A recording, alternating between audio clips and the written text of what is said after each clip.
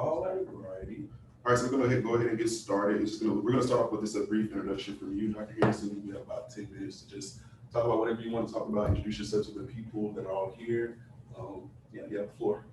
Wonderful. Thank you, Jaden. Well, good morning. I'm Jim Henderson. I'm currently the president and the CEO of the University of Louisiana system. And I know you've all seen the biographies, I hope, but just briefly, it's a system of 9 universities in Louisiana. Essentially everything that's not LSU or not Southern. So we've got 3 research universities, 5 regional universities, and an iconic HBCU at Grambling State. And each one of those universities brings a rich history, a rich culture, a rich identity, if you will. And it's my work as the system president, who has 9 university presidents reporting to him, is to help elevate them in this idea of systemness so that we're achieving even greater outcomes than the sum of the parts. And it's been a very rewarding work. I left the presidency of my alma mater, Northwestern State, which is a very difficult thing to do. But we did it for a higher calling. We knew that Louisiana couldn't achieve what it needed to achieve in higher education unless we took a systemic approach to some of that work. This was in the midst of the budget crisis. We had hit a level of stability, but in order to get the funding that we needed some strong advocates in Baton Rouge. And I remember distinctly at the marathon number of sessions in 2017, going to the table in Ways and Means and serving as the tipping point for the reinvestment in higher education. We've got miles to go, but I feel like we're in a place that we can secure that. I also feel like the institutions, the one that I left at Northwestern, and then the 9 as a whole, are in a much better place than they've ever been in terms of their own individual performance, but also the way that they work collaboratively.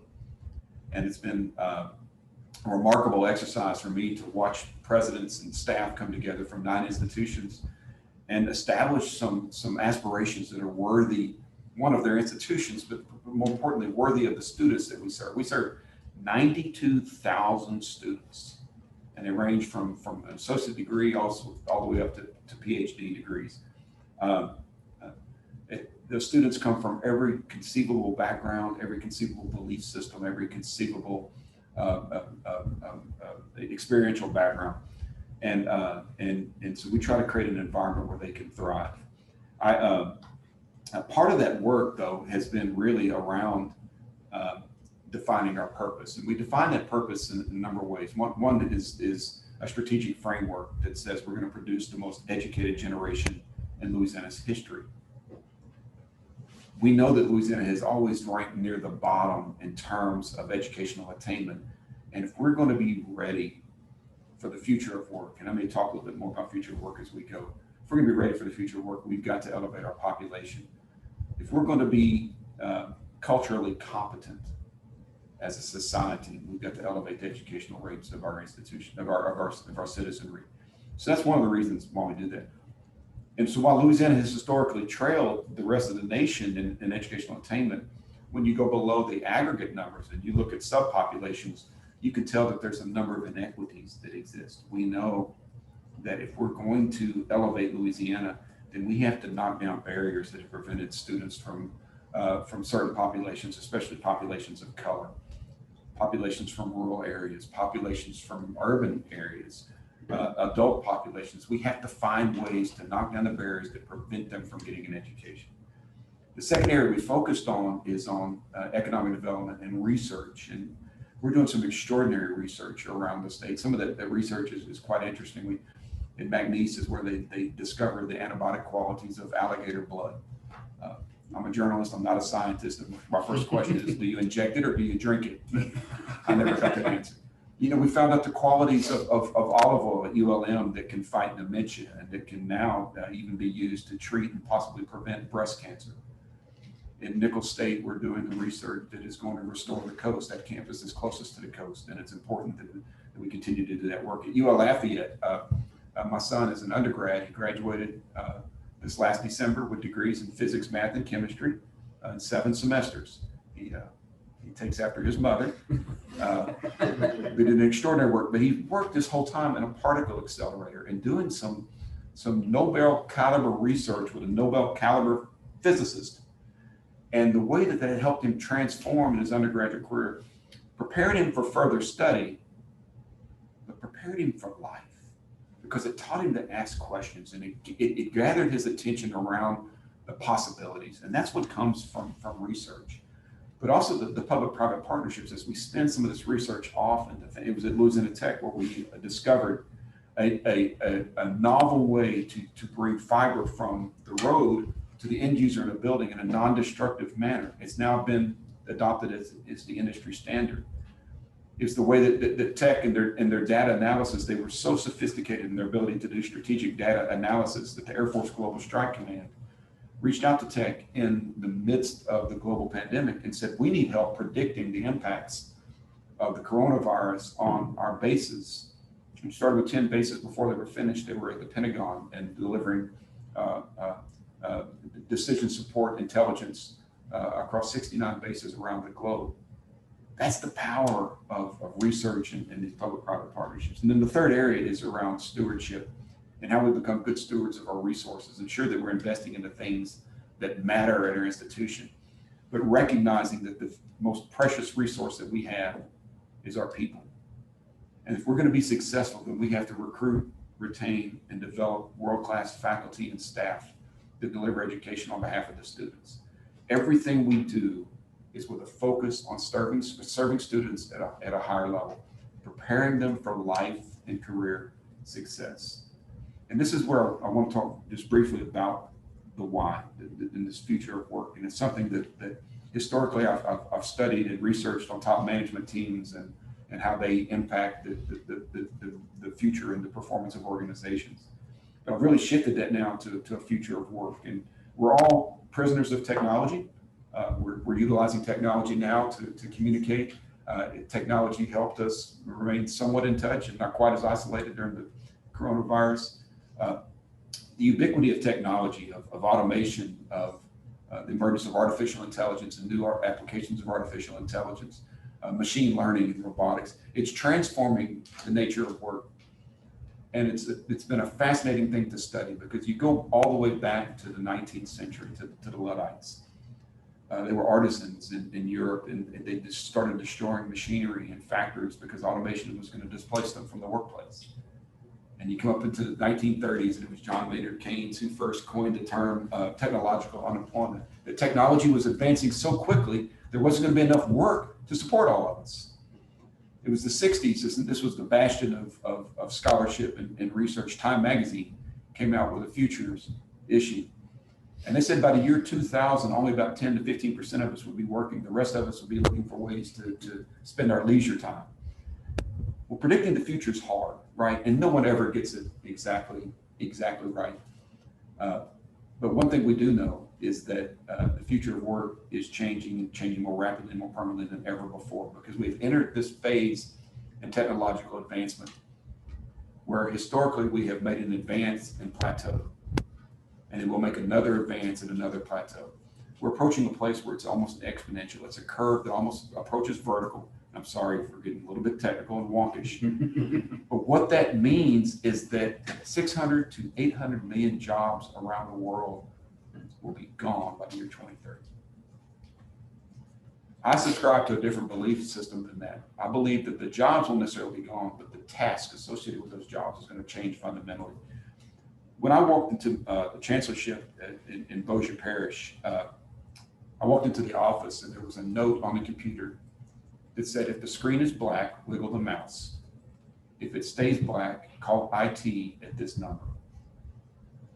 I dare say that the person I was replacing was not at the cutting edge of technological evolution, right? He wasn't, and that's fine. He was a fine administrator. And then the assistant came in and she had two big calendars. And she says, look, I'll write all your appointments on both of these calendars. And that way I'll always know where you are. And I said, you know, I said, I don't really use a calendar like that. I've got one on my phone. And she says, oh my goodness. And she retired. It's okay, right? But we won't have the luxury to do that anymore. You know, I think back when she emerged as an executive assistant, it was in the days when the president would come home with a stack of business cards from a conference, and she would spend her time typing that information into a Rolodex machine, and how that is an obsolete skill set today. Instead, an executive assistant is on the phone for a $1.3 billion enterprise, making decisions that affect the life of a student or 92,000 students. So you shouldn't be surprised now that while only 60% or less than 60% of executive assistants around the country don't have a bachelor's degree, but 70% of the job postings today have a bachelor's degree as a minimum requirement. What we're seeing is knowing what to do is insufficient, but knowing how to think, problem-solving skills, communication skills, cultural competence, because we're now working with people that come across the globe, technological literacy. Those are the skill sets that are going to prepare someone for the future. And so it's why when someone asks me that if I would form an organization to start a year from now, I could hire 10 people we want you to get prepared for, and they give me no other information, I'm going to hire a librarian, an engineer, and 8 performing arts graduates. We may not open the office until noon, but we're going to be prepared. We're going to be prepared for whatever that changing environment is. And you think about a performing arts student. This is why when I met with DXC Technology in the Central Business District in New Orleans, as they were preparing to come to work, we had all of this information about CIS majors and computer science majors. And that was important. They said, that's great, but we want to talk to your music majors because we know they know how to work as part of a team. They know how to interpret things, and they know that their success cannot be as an individual. It is completely dependent on everyone else in the team also being successful. That is the future of work, and it's now. But that's the power of universities to prepare individuals, to prepare citizenry, and to prepare states to excel in this new future. So with that, I'm happy to answer some questions. All right, thank you so much, Dr. Henderson. So our first person to ask some questions is a student from LSU Alexandria. Her name is Kendall Powell. So you can take it away, Kendall. Hi, good morning. So the first question I would like to ask is, if you were to be named president, how would you plan on further nurturing the success of the flagship school and the appeal of the other more niche universities in the system? And by the way, those are not mutually exclusive concepts, right? And so I think it is very, very doable to do both. And Louisiana needs a strong, nationally competitive, globally competitive flagship university. That's essential if we're going to be competitive as a state, if we're going to advance our people. But we also need to have world-class excellence at our regional universities. And I'm very experienced with regional universities, understand how they work, understand who they serve, understand how important they are, especially to their regional economies. Quite often the students that come to the regional universities are from the local area, not always, but for the most part. They tend to have great ties to their communities, but similarly, those institutions have deep ties to their communities. I've been on the LSUA campus quite often. It may well be the happiest campus in Louisiana. And to be honest, I've never really put my finger on exactly why. I think part of it is leadership, and Paul Carell is one of my favorite people on the planet. But it's more than that. I think it's because it's representative of the people of Central Louisiana, and I think that it really reflects the community quite well. I also think there's a number of things that they're just doing right there. That institution is critical for its region, but it also has some challenges on the horizon. You have a community college there, Central Louisiana Technical Community College. They just built a new campus in downtown Alexandria. It's a wonderful institution, but they have just made some changes, right, to divest some of their outlying campuses to other community colleges around the state, so they can focus on becoming a SAC COC accredited institution. Well, that's a game changer in terms of delivering instruction in Alexandria. And so LSUA has to be focused on, okay, what do we do now? Because we're not the only SAC COC accredited institution in the area.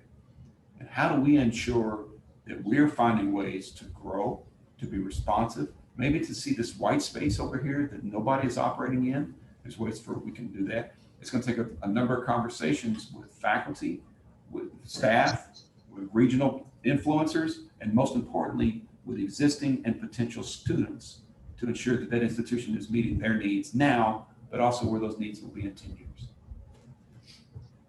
That's fair. Okay. And next we have Mr. Clint Wilson, who's a professor of civil and environmental engineering. All right. I'm right here. So, yes. Wait, No, exactly. So you touched on a couple of things that I was going to ask about, and I may come back to those later. But let me go to the a question more about the graduate programs. They were kind of asking me to talk about the honors college, graduate school, et cetera, kind of that part of the education at LSU. And I think given the increased, let's say, growth and presence of LSU online, okay, for graduate certificates, degrees, et cetera, right? There's an increased, I'm going to say, pressure on many in-person, kind of on-campus graduate programs, enrollments, challenges, attracting high-quality students, right? And so for research faculty, research-intensive faculty, this can have an impact on your research productivity, right? Because now all of a sudden, a student doesn't necessarily have to come to campus, doesn't have to enroll full-time like a lot of us kind of need, right, in our labs and research. So how do we kind of boost that attractiveness and value-added nature of that on-campus, these on-campus graduate programs and research opportunities? Well, one, you have to emphasize them, right? You have to talk about them. People have to know that they're here. Quite often we get caught up in Chamber of Commerce numbers, undergraduate enrollment, and numbers around diversity and inclusion, numbers that are going to generate headlines. And sometimes talking about the nuances of graduate offerings, especially when you get down into the depths of some disciplines, can escape a lot of folks, and it doesn't just roll off the tongue as naturally as others. But I will tell you that graduate education is going to be increasingly important, and it should be, especially at the flagship, a central focus, if not the central focus, right? It's the discovery of new concepts and new ideas and new ways of approaching problems in business and in medicine and in education and in manufacturing. That's what comes from graduate education.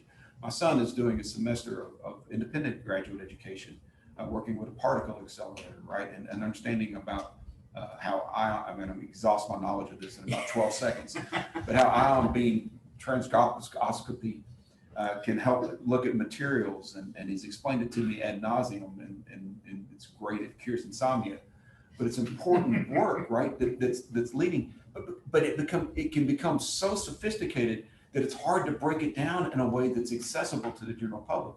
So finding ways to communicate about graduate work and the importance of graduate work is important, but also in-person graduate work. I'm a big fan of online education. I've participated in online education, and there's a role for online education, and it can be, in fact, I think it's going to be integral to solving some of the larger talent development issues we've got around the country.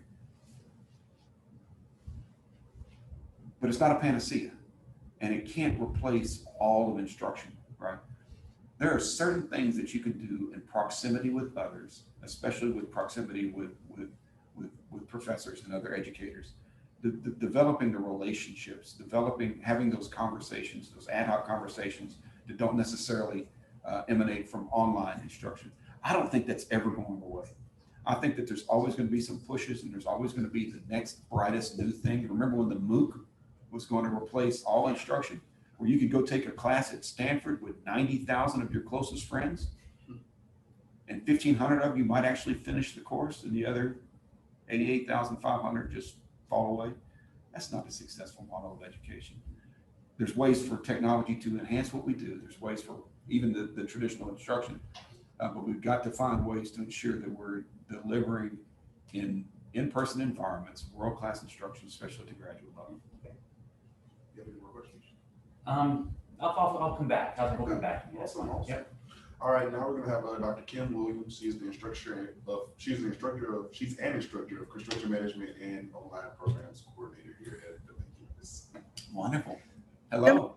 Good morning, Dr. Henderson. So actually you touched on online learning, and that's my first question. I have been working with LSU Online since we launched in March of 2013. And so LSU Online has been growing exponentially, and we need the continued support of our top administrators at LSU. So what is your experience with online learning and distance education, and how do you plan to lead our charge to reach that milestone of 25,000 plus LSU Online students? Well, so my first experience with distance education was with a person who was going to become my spouse, Tanya Henderson, who's sitting to my right. Hi, Sandra. This was distance education. They had a program called Science Out of This World. It was an extraordinary science program that was taped in the television studios at Northwestern State. And then Tanya would take those tapes and hand deliver them to news stations so that it could and cable so they could be broadcast. Distance education. It's a little bit more streamlined these days. My institution at Northwestern was one of the first to embrace online as a modality. And every program we offered was offered online. I have a deep affinity for online learning because it allows us to take education to a much larger population, much larger market of students. And they've been traditionally underserved. We've got a program called Compete Louisiana that we created at the University of Louisiana system, where we're focused on meeting the needs of the 653,000 adults in Louisiana that have some college and no degree. It's a program that's designed to knock down barriers that eat at the most precious commodity they have is time. So that's just getting enrolled. But when they're actually in school, online education, especially asynchronous online education, is the only method by which a large portion of the working adult population can access higher education. So I think it's important to touch those non-traditional markets, and I think online education does that. I also think online education is a way for us even to address larger numbers of traditional audiences. You know, we have a surprisingly large number of students in the K through 12 environment that are in online environments. And you think about how the efficacy of delivery of instruction has improved dramatically. And this is ranging from formal things with traditional online schools to things like Khan Academy that are using effective techniques to deliver instruction in highly effective ways. So I think there's a role to play there as well. But I really think the blue ocean for us is in very specific LSU programming, right? Because everyone in Louisiana especially wants to go to school at LSU. It's got a brand, it's got a moniker that means something. I could go to another online provider, but it doesn't have that same panache. But you're telling me I can get an LSU education and still work and still support my family? That's an amazing prospect. So I'll be honest, I think that the target number of 25,000 might be anemic, but we can talk about that at another time when we blow past that together. How about that? Thank you so much. Do you have some more? Oh, Yeah. Do you have some more, Dr. Williams? I do, but I'll let someone else go. And then if we do another round, I'll ask another question. Thank you. Okay, so next we're gonna hear from Brianna Bourgeois. She's currently at LSU Health and Science Center, New Orleans, and she's an MD and PhD candidate. Oh, wow. Welcome. Hi, nice to be here with all of you. So graduate and medical students often experience a power dynamic where faculty advisors or attending physicians can make it difficult to succeed if the student is not liked. How will you ensure that students who experience harassment can speak up and not feel that their academic career will be in jeopardy?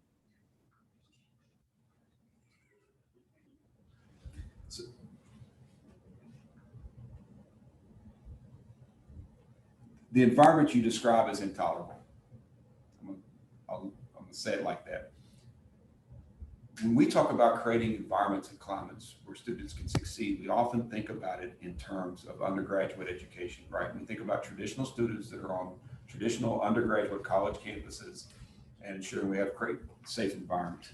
What you're talking about is the power dynamic that exists, and we've seen it play out through the Me Too movement, with it rippled through Hollywood, for example, where especially women were victimized by people in power because of the fear of what happens if they spoke up or if they refused. And when you see that in Hollywood, it's repulsive and it's disturbing, but it's distant. When you see it in an educational environment that's here at our home, it's repulsive. You have to establish standards, right? You have to establish behavioral expectations. And you have to ensure there's compliance with that. And then when you have to remember that these environments are created by people, flawed people. And when people reveal to you their character by the way they treat students, you believe them, you take them at their word, and you remove them from the environment. Now that sounds really like I'm a tough guy at the table, right? We're gonna do this. I have no patience for that whatsoever.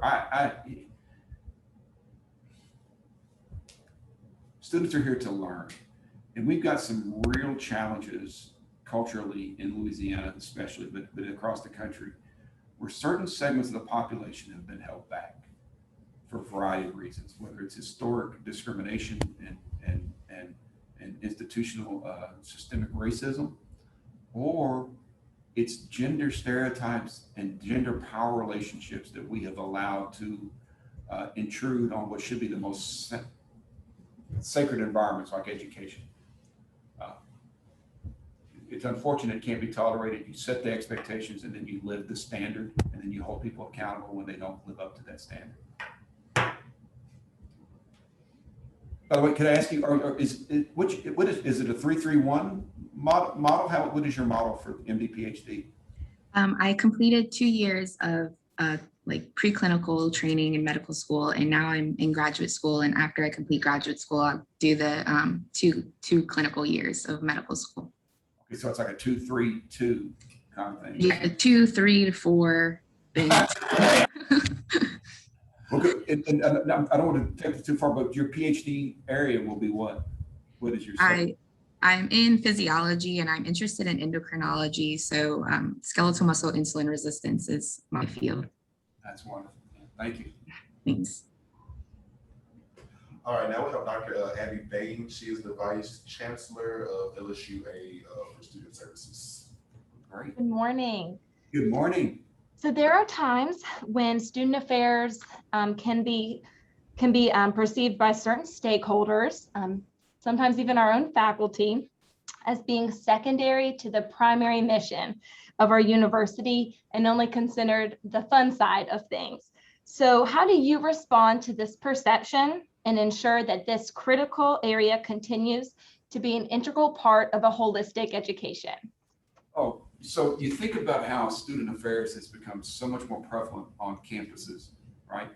And anytime you have a change, it's a natural reaction by some populations to push back against the change. But guess what? We're educational environments, and sometimes we change because our understanding of the student dynamic has evolved and it's more informed. And that's why we've seen the growth of student services in the enterprise. And I think it's added significantly to enriching the environment for students, because it's the education that you receive in your collegiate experience is more than what happens in the classroom.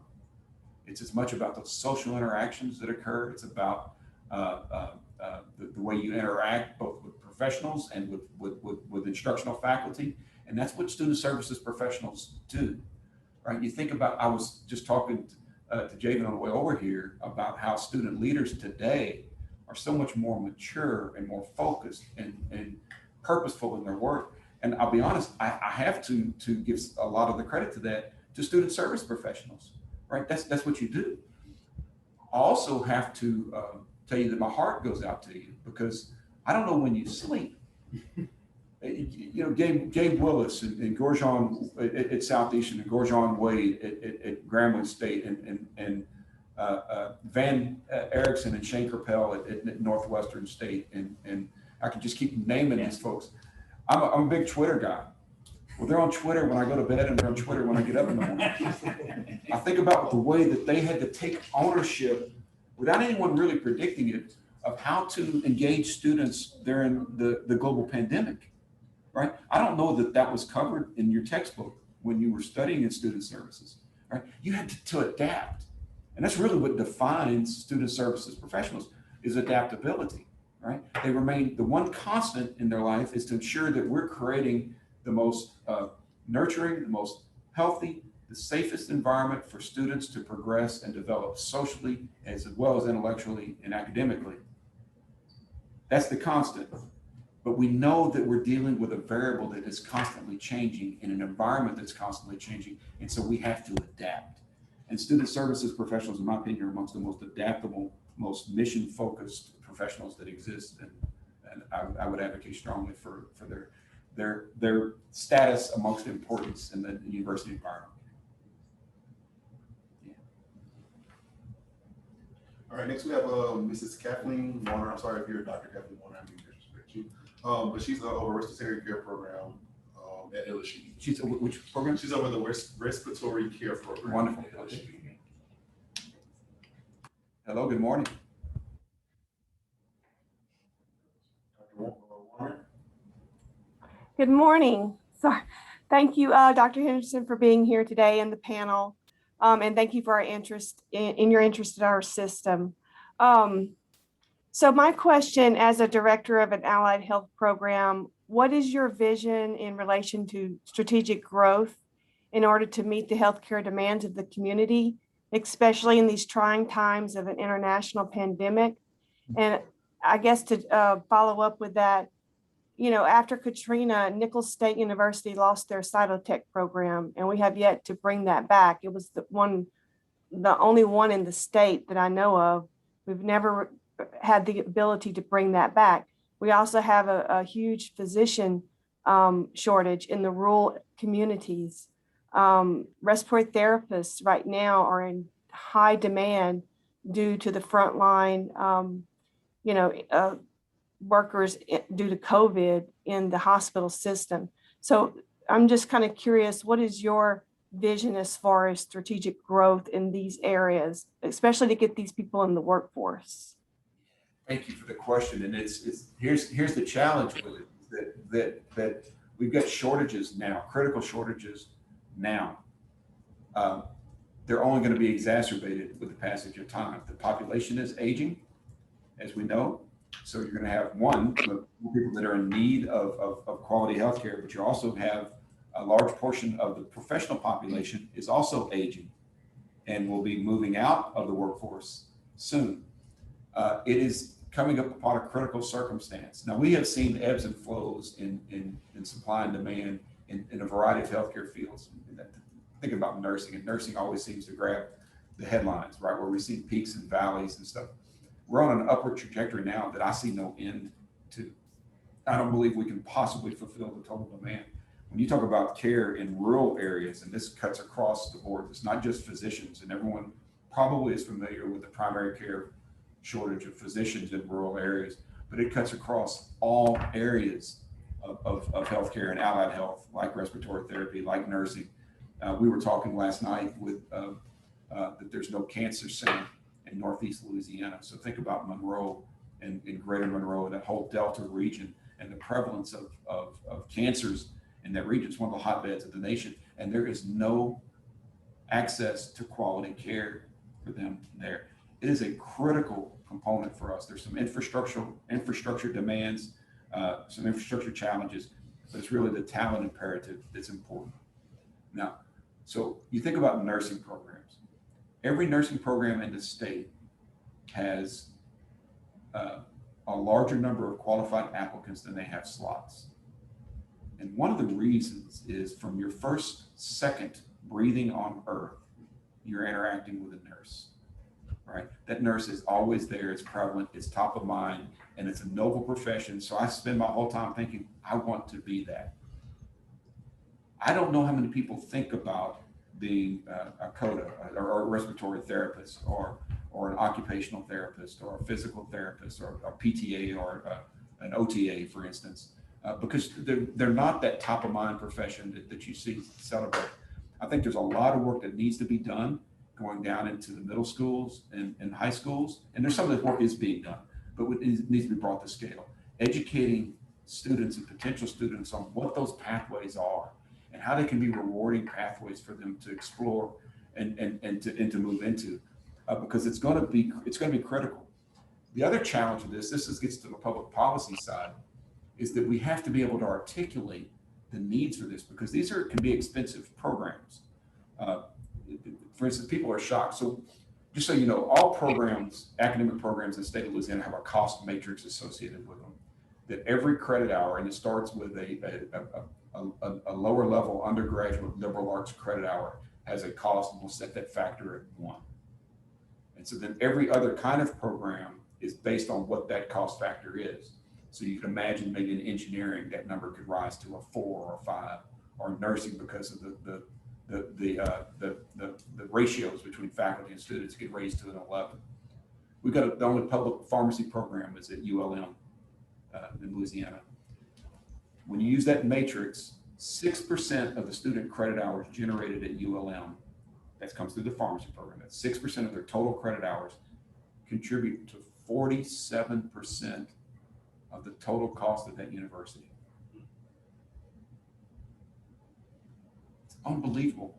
How do you address that if you're a university president? Because you literally can't take 47% of your resources and put it to this one narrow market. So you better develop a messaging concept and deliver it effectively to the policymaking apparatus in Baton Rouge. We did that 3 years ago. And so for the first time, maybe in its history, the ULM pharmacy program is not on the verge of collapse because of financial resources. We made a case, we sold the case, we articulated the value and the benefit, we did it. We have to do that at a larger scale across all allied health programs, because there is nothing that is more essential to the quality of life of Louisianans than changing where we are in the quality of health in our communities. And you're the professionals that do that. We don't need to wait for the next global pandemic to declare you heroes. We need to invest in your everyday work because it's an everyday challenge. Thank you. Yes, ma'am. Okay, I have a question for you. So, there's been a grave lack of leadership at LSU these past few years, especially this past year, and this is in no way a jab at President Galligan. But at what point will you determine to put the needs of students first, even if what maybe administration or the board or LSU attorneys are pushing for? Today, I mean, day one, I'm gonna couch this in an example around the pandemic, but I want to bring it full circle for you if I can. So I mentioned we have 9 universities. They serve 9 different communities, right? And think about the needs in urban metropolitan New Orleans and then rural Lincoln Parish, right? Universities are serving different types of communities, so there could be different needs. We have to give them the room to be flexible and responsive to the communities that they serve. But from a systemic perspective, we established a hierarchy of principles. Principle number 1 is the health and safety of students, faculty, and staff is paramount. And every other decision flows from that. Not the brand of the institution, not the reputation in the media, not the jobs of people that we work with. The health and safety of students, faculty, and staff is the paramount concern. Second was the continuity of learning, but learning at a high level, at a high degree with quality. But it was the second priority, but it had to flow from the first, right? And we went down with that hierarchy, and that was non-negotiable. So we made a statement that these are our priorities. You take that same model, that same framework, it's an ethical framework that you approach in your decision making. And so when you're creating your policy environment, that's where the decisions typically come into play. You create a policy environment that reflects that, and then you live that by example. And then when an event occurs, and we talked a little bit about this earlier, you ensure that that priority is reflected in your response. We cannot prevent every event that's going to occur. These campuses are complex. They're ecosystems that have that are entangled with the communities at large. Things happen. You put a lot of effort in preventing events, preventing occurrence, and reducing the occurrence of these events. But when those events happen, you can totally control your response. And that response has got to be focused on the needs of the student, not a risk management posture of an institution. Now, I'm not talking specifically about what's occurred at LSU. This would be unfair for me to do that. And you mentioned Tom Galligan. I've got to know Tom Galligan over the last 18 months. And he is one of the most decent human beings I've ever met. I relish the time that we've spent together. What I'm talking about is more in the abstract, and what happens to organizations is that they achieve an organizational focus. If you think about it in manufacturing, this is, I promise you I'm not going to digress too far. But when the Model T Ford hit the market, it rolled off the assembly line. And you know what color it was? All right, you know how many options you had on the color? None. You know what the interior was? Exactly the same. It was a model of efficiency. It was a producer-driven enterprise. This is our product.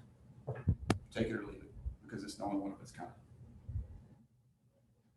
Now, you could buy any kind of vehicle you want, any color, any size, any feature, anything you want. It is a totally consumer-driven enterprise. I don't want to diminish the role of higher education and talk about it in those types of terms. The students have choices today. And students are going to opt to go to institutions, one, that are going to develop them, that are going to lead them to what they want to ultimately accomplish in career and life. Oh, and by the way, institutions that say your health and safety is our #1 concern, and nothing that we do is going to detract from that. All right, and this is a question that was actually submitted by Dr. Bain. It was highlighted, so we'll making sure that we need to ask the question. So you being a system president right now, you will know that higher education funding has been and continues to be well below a level considered to be adequate to meet the needs of Louisiana students. Student tuition and fees now make up over 70% of total operational budgets at most institutions. This is in regards to LSUA, with LSUA being right at 80%. As universities have continued to place the burden of funding on the backs of the students just to meet the minimum operating levels, what is your approach to ensuring our students receive the quality education they deserve without continuing to increase their costs? Thank you. I'm going to quibble one bit. Universities didn't do that. We the people did that. And we the people did that by the people we put in office and by the administrators or institutions that, in my opinion, have been woefully inadequate in championing the needs of students and the values of higher education. It's the reason that I left the presidency of my alma mater, which is the greatest job that someone could possibly have, and came to the system office, because I understood that the trajectory we were on was going to lead to an outcome that was totally unacceptable, and that already has. When I was a student at Northwestern, I could work 300 hours in the summer at minimum wage and get enough money to pay for my tuition and fees for the next year. Today, it would probably be closer to 1,900 hours. A full-time job is 2,080 hours. It's totally unacceptable that we have failed the current generation of students by shifting the total burden of a public good onto their backs. I will be a tireless advocate for that. To number one, not just to halt the increase. People talk about the cost of higher education is skyrocketing. The cost of higher education isn't skyrocketing. It's actually been static and come down a little bit. It's the price of education. It's the share of that cost that's borne by students that has skyrocketed. The state has defaulted on that. And listen, you've got to carry those priorities forward. And listen, not necessarily in an adversarial way. It doesn't require adversarial approaches. Sometimes it's just educational approaches. And so when I go to the table and I talk to legislators about how the state of Alabama invests $130 more per capita per citizen of Alabama in state support of higher education, inclusive, I'm including TOPS and Louisiana numbers. They've made a choice. They've prioritized higher education.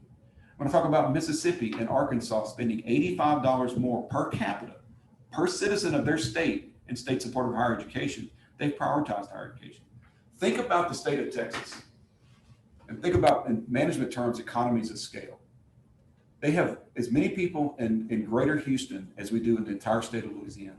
All right, that's how big Texas is.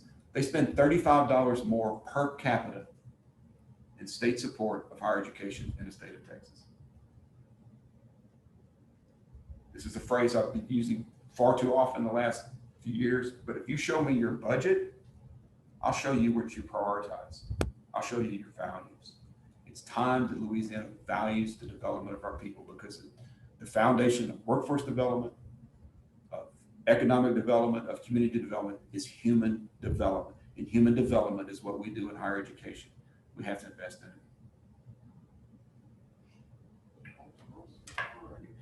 All right, back around to you, Dr. Wilson. Oh, okay. So we're trying to maybe combine two things, but I'll try to keep it simple. How's that? I know your brain is going probably a lot of different directions here. So we have programs here at LSU Baton Rouge as well as LSU Alexandria for honors programs, right? There's the Honors College, LSU Alexandria has the honors experience, and you can read down through there, and the programs and the curricula and the opportunities, and you can see the value added.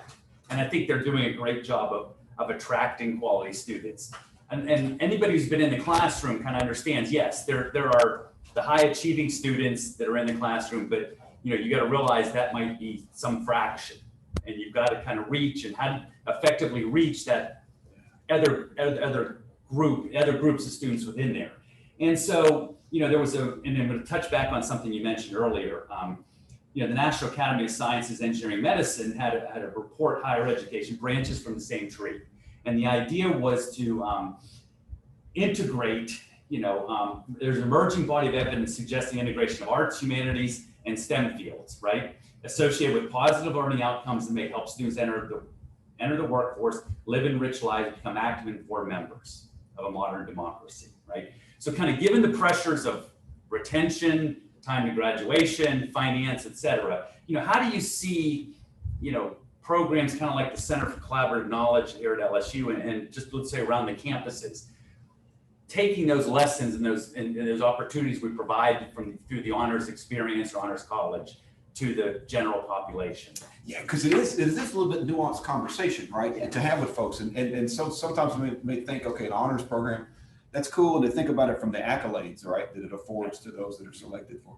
So when my daughter was deciding on where she wanted to go to school, we talked at length about it. And she chose a school with some influence from her father that had a great books curriculum, right? An extraordinarily rigorous core.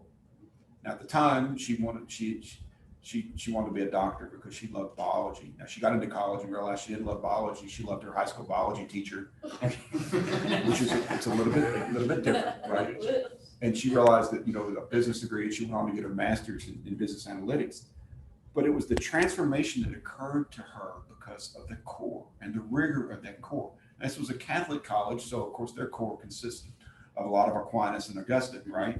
But that's okay. They can be part of the core as long as you bring in some other writers as well. But an honors experience allows one for faculty to invest in these enriching experiences with students that fundamentally transform them into the learners of today.